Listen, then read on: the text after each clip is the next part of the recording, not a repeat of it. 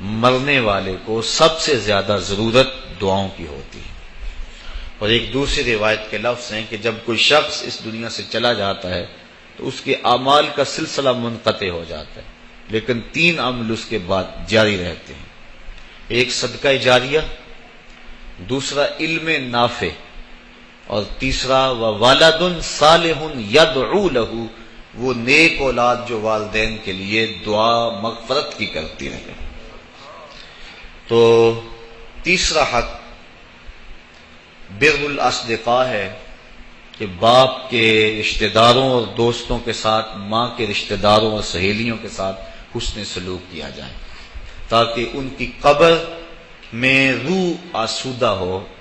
اور آقا کریم علیہ السلام نے فرمایا اگر کوئی شخص ماں باپ کے ساتھ صلہ رحمی نہیں کر سکا تو وہ بعد میں اپنی خالہ کے ساتھ ماں کی جگہ پہ صلہ رحمی کرے اور ماں کی سہیلیوں کے ساتھ صلہ رحمی کرے تو اللہ تعالیٰ جل شانہ اس کو ماں کی رضا عطا فرما دے گا۔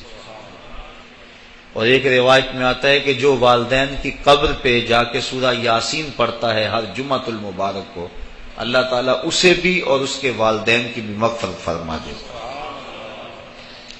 اور چوتھا حق انجاز الوعد، انہوں نے زندگی میں جو وعدے کیے ہیں اولاد کی ذمہ داری ہے کہ ان وعدوں کو پورا کرنے کی کوشش کرے۔ اگر کسی غریب سے ان کا تعاون کا معمول تھا تو ماں باپ کے چلے جانے کے بعد اگر وہ غریب دروازے پہ آتا ہے تو خالی لوٹ کے نہ جائے، بلکہ اسی طرح خیر لے کے آئے تاکہ والدین کو قبر میں آسودگی اور ٹھنڈک پہنچے۔ تو مرنے کے بعد یہ حق باقی رہتے ہیں، اور ان میں سے اہم حق جو ہے وہ دعا کا ہے۔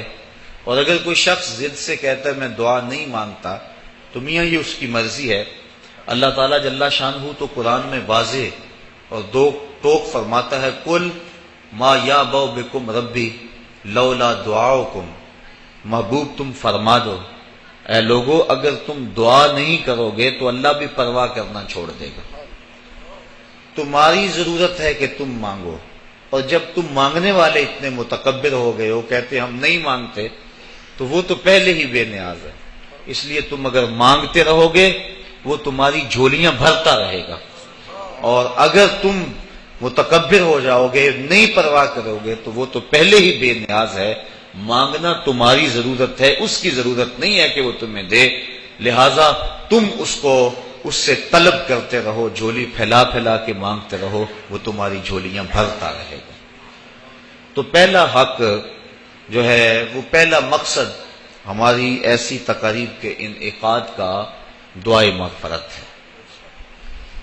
دوسرا مقصد ہماری اس قبیل کی تقریبات کا پسماندگان سے اظہار تعزیت ہے، کیونکہ اگر دعا ہی مقصد ہو تو دعا تو گھر بیٹھے بھی ہم کر سکتے تھے۔